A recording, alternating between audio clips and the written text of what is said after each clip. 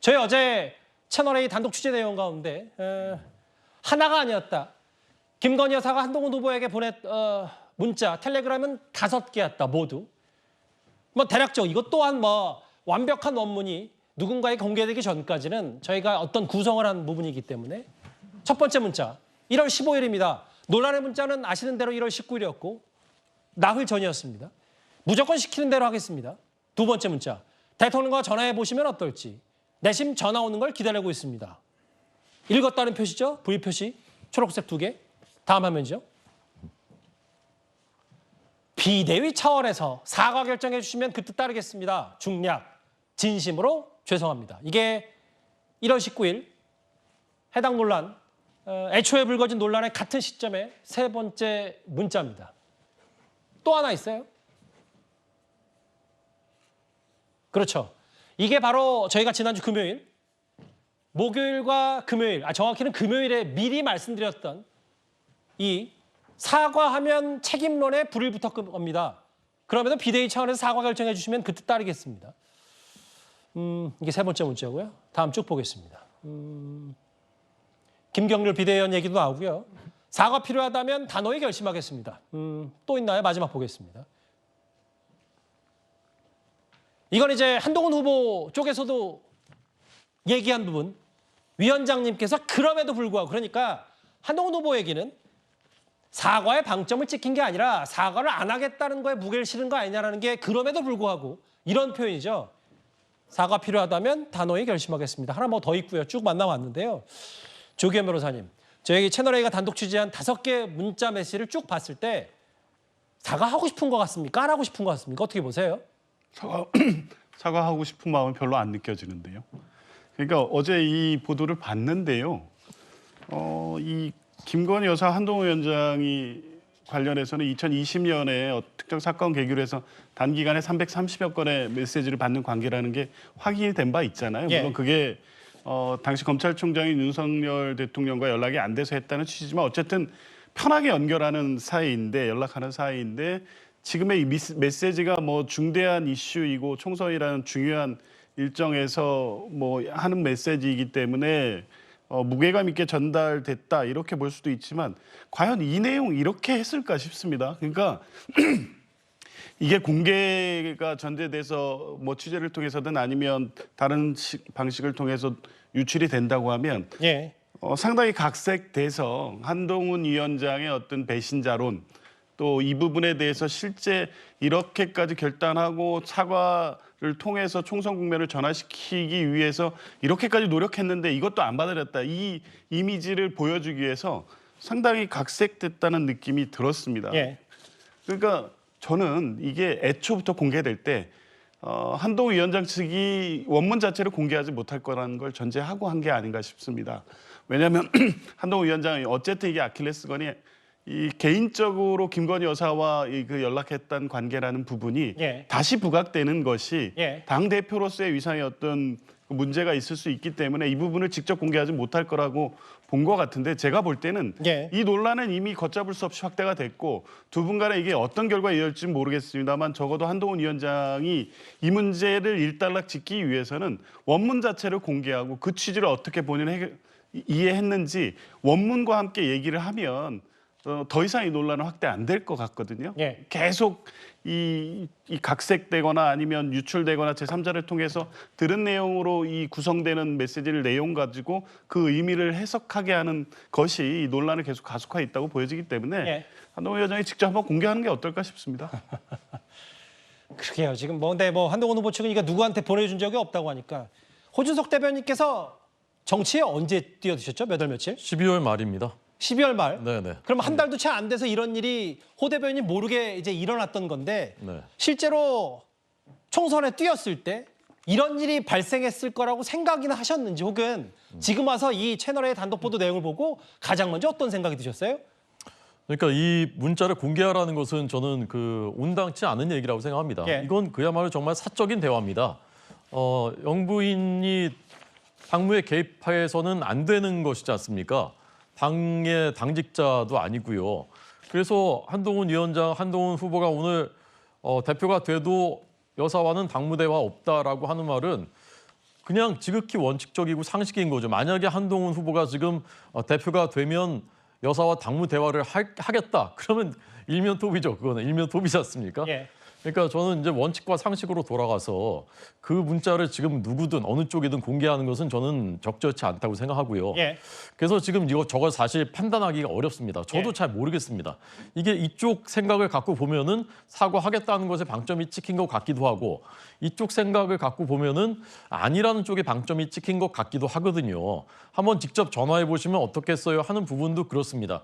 어떻게 생각하면은 전화해 보시면은 그 뜻이 아니라는 걸 알 수 있을 겁니다라는 걸로 이해되기도 한단 말이에요. 근데 어떻게 생각하면은 전화해서 잘 풀어보고 사과할 수도 있습니다라고 이해가 되기도 한단 말이죠. 그래서 이 문제가 지금 어쨌건 박지원 의원 같은 분은 누가 죽나 보자라는 게 누가 죽기를 바라는 마음이지 않습니까? 안 건너 불구경이죠. 예. 예. 근데 그걸 다 압니다. 저희 당에서도 다 압니다. 그래서 오늘 그 당 분위기가 그렇게 심각성을 느꼈던 거고요. 오늘 이 문화일보 비롯해서 이제 보수 언론들의 사설도 예. 다 똑같은 문제의식을 갖고 있습니다. 알겠습니다. 이러면 안 된다. 공멸이다. 그래서 앵커께서 말씀하신 거와는 반대로 이제 잦아듭니다. 보십시오 이제. 예. 뭔가 지난주 이후에 조금 조심하시는 것 같은 건 제 느낌 탓인지 모르겠어요. 한동훈 후보는 한 발 더 나아가서 김건희 여사 문자에 답을 달았다면 이건 국정농단이고 또 있나요? 그럼 다른 분들은 앞으로 국민의힘 당대표 일 당무를 김건희 여사 상의할 건가? 이 아예 한동훈 후보듯이 가만히 있지 않고 역공을 시작했습니다. 그러면 개인적으로 카톡 오면 텔레그램 오면 다 답 달고 뭐 이렇게 할 건가? 공적 영역인데 사적 영역을 끌어올 건가? 뭐 이런 취지의 얘기겠죠. 근데 저는 어제 저희 채널A 단독 보도 내용 중에 이 부분이 좀 흥미로웠어요. 흥미롭다기보다 사과하면 책임론에 불을 붙을 겁니다. 전 이런 건 처음 들었거든요. 통상 사과를 안 하면 책임론에 불이 붙는 건 아닌지 모르겠어요. 역풍이 부는 건 사과 안 하면인데 사과를 하면 오히려 책임론에 불이 붙을 거라는 얘기도 좀 눈에 띄었습니다. 맥락상. 그럼 결국은 김건희 여사의 사과 의지가 있었냐 없었냐가 지금 양측의 쟁점일 텐데 오늘 윤석열 대통령과 가까운 장해찬 전 최고위원이 저희 정치 시그널에 출연을 했습니다. 밖으로는 이준석 의원에게 아무 관심이 없는 것처럼 많이 하셨잖아요. 네. 특정인 하시면서. 예. 근데 뒤로는 저한테 이준석 의원이 제기한 이슈에 대해서 굉장히 상세하게 설명하시면서 이거 대응해달라, 싸워달라. 이거는 공적 소통입니까? 사적인 소통입니까? 예. 왜 이게 앞뒤가 다르고 본인 유리할 때와 불리할 때 공적, 사적 기준이 갈리는 거죠? 예. 이런 일관성 없는 거 하지 말자는 거예요. 우리가 여의도 사투리 안 쓰자는 건 일관성을 가지자는 거 아니에요? 네. 근데 지금 여의도 사투리를 너무 잘 쓰셔서 따라 이렇게 모든 말이 상황을 다 알고 있는 제가 좀 당황스러울 정도예요. 본인이랑 얘기한 건 뭐냐? 공적이냐 사적이냐? 장해찬 전 최고위원이 이렇게 주장을 했는데 성취무의잖아요. 그런데 시간을 또 다시 일월로 돌려볼 수밖에 없죠. 오늘 장해찬 전 최고가 저희 라디오 정치 시그널에 나와서 뭐 본인에게도 했던 개인적인 얘기뿐만 아니라 뭐 이준석 의원 얘기도 했지만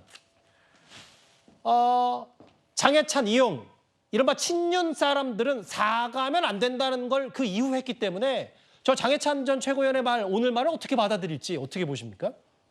일단 장해찬 전 최고위원이 뭐 제2부속실장입니까? 왜 이 문제가 터졌을 때 본인이 확인했다. 본인이 이거를 뭐 확인해보니 맞다. 이런 식으로 입장 표명하는 게 저는 대통령실에서 일단 불쾌해야 된다고 생각하거든요. 예. 본인의 공식적인 절차를 통해서 대통령실 입장에 나가는 것이 아니라 예. 장해찬 전 최고가 확인해보니 맞다. 이런 식으로 뭐 언론들이 자기한테 물어보는 거 자신의 뭐 영향력을 과시하기 위함일지 모르겠으나 저는 이 절차가 매우 잘못됐다는 말씀을 드리고 싶고 그리고 본인이 말하는 것도 되게 모순적이에요. 말이 안 돼요. 왜냐하면 우리가 지적한 것처럼 분명 1월 20일 그 문자를 둘러싼 그리고 사과론이 내부에서 있었던 그 전후로 분명히 본인은 사과하면 절대 안 된다는 이야기를 공공연하게 했던 사람이고 그리고 지금 방금 말한 뭐 이준석 대표와 관련돼서 본인에게 부탁을 한 적이 있다.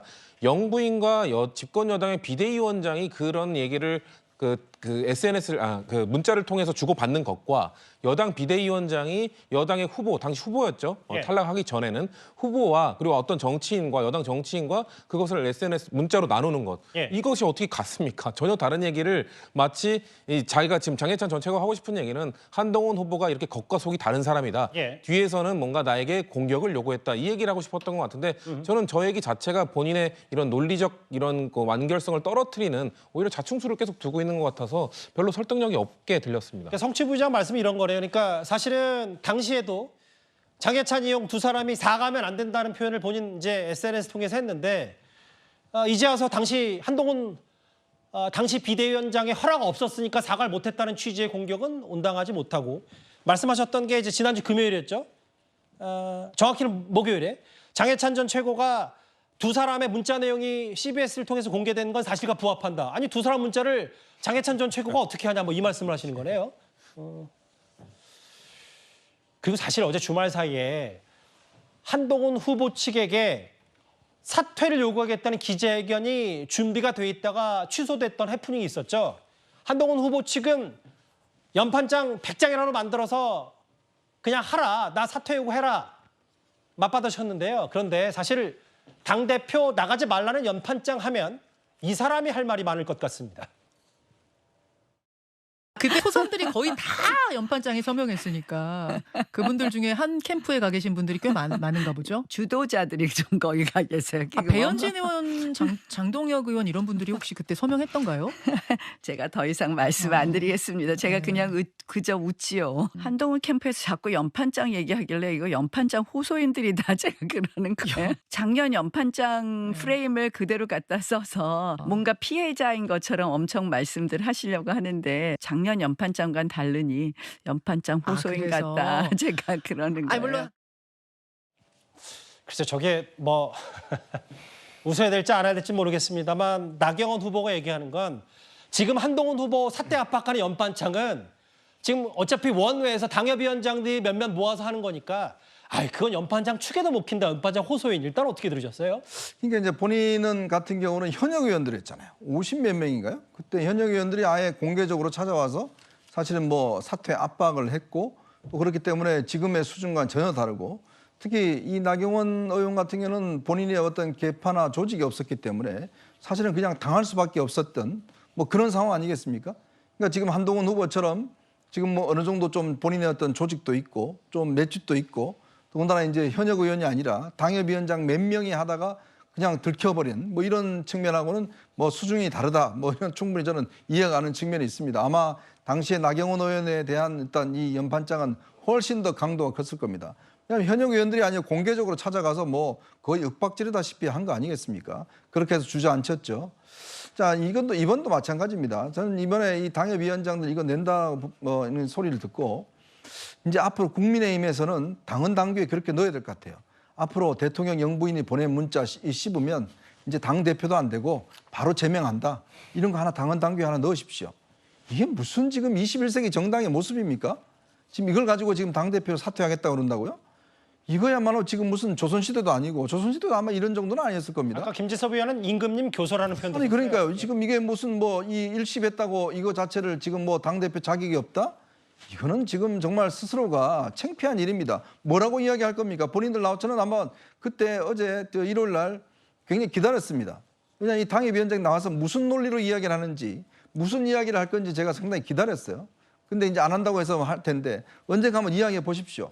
정말 본인들이 몸담고 있는 국민의힘이 그런 정당인 것인지 영부인의 이 문자를 씹으면 당대표할 자격도 없는 그런 정당인지 그런 정당에서 정치를 할 것인지 그거에 대한 저는 분명한 입장들이 지금도 필요하고 만약 거기에 동의한 분이 있다면 지금 저는 그 명단 공개하기 바랍니다. 예. 왜 공개 못하죠? 왜 떳떳하면 이걸 공개를 못하죠? 한 20명가량 사인했다는 거 아니겠습니까? 지금이라도 정당하면 본인들 정치인들이잖아요. 공개해서 자 우리는 이런 정당을 추구할 것입니다. 라고 이야기하면 되는 거 아닙니까? 예.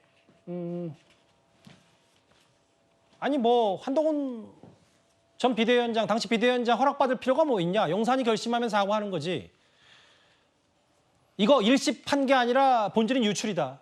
이렇게 한동훈 후보 측 역공을 펴고 있고 보신 그대로 당대표가 되더라도 본인은 김건희 여사와 여러 당무 얘기 안 할 거고 그럼 다른 사람들 당대표 되면 앞으로 김건희 여사와 당의 일 이러쿵저러쿵 소소한 것부터 큰 것까지 다 하나하나 의견 교환할 거냐. 이렇게 바로 역공을 오늘 폈습니다. 글쎄요. 이게 이 논란 누가 주도권을 갖느냐가 이제 앞으로 토론회도 있으니까 여러 가지 살펴봐야 될 텐데 질문 마지막 정리만 할게요. 그 호준석 대변인. 네네. 홍준표 시장이 최근에 진중권 교수와도 뭐 설전을 벌였고 화면을 잠깐 보겠지만 얼치기 좌파가 한동훈 편 들며 전대 개입한다. 여기도 전대 개입이 있고. 그랬더니 이제 와서 나 옛날에 방송 출연 같이 해달라고 해놓고 이제 와서 배신하냐 뭐 하는데 홍준표 시장이 오늘 아예 한동훈 후보를 제2의 유승민이라고 규정을 했어요. 어떻게 보십니까? 아, 그렇게 말했습니다. 예. 그러니까 이제 넘지 말아도의 선을 넘어서는 안 된다라고 말씀드리고 싶습니다. 사실은 진중권 교수한테 얼치기 좌파라고 하지만 속마음은 한동훈도 좌파다 이렇게 말씀하시고 싶은 것 같아요. 한동훈 검사의 화양 연화 시절이 우리 우파들한테 가장 그 힘들었던 시절이었다 그 쓰시지 않았습니까? 그런데 저는 이제 김경률 그 전 비대위원에 대해서도 김경률 비대위원이 그 마리 앙투아네트 발언했었던 그 발언을 비판할 수는 있지만 김경률이 좌파니까 이쪽에 와서는 안 된다. 그 같이 있었던 사람은 그것 자체가 문제다. 이렇게 비판하는 것은 저는 매우 부당하다고 생각하거든요.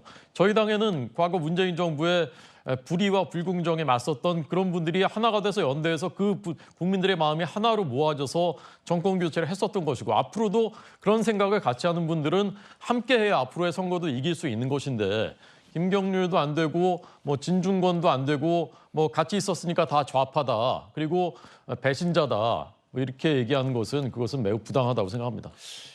일단 뭐 돌아올 수 없는 강을 건넜다는 평가들도 뭐 내외부든 있고 한동훈 후보도 이제 가만히 있지 않고 문제는 유출이고 다른 사람들 그러면 앞으로 영부인과 이것저것 다 상의할 거냐는 반격까지 했기 때문에요. 이제 토론회도 시작이 됐고 첫 번째 합동 연설회부터 여러 가지 당대표 후보 대신에 뭐 최고위원 후보라는 오타까지 나올 정도로 지금 다 민감하고 폭발 직전인 국민의힘 전당대회 상황 저희가 시작부터 지금까지 집중적으로 살펴봤습니다.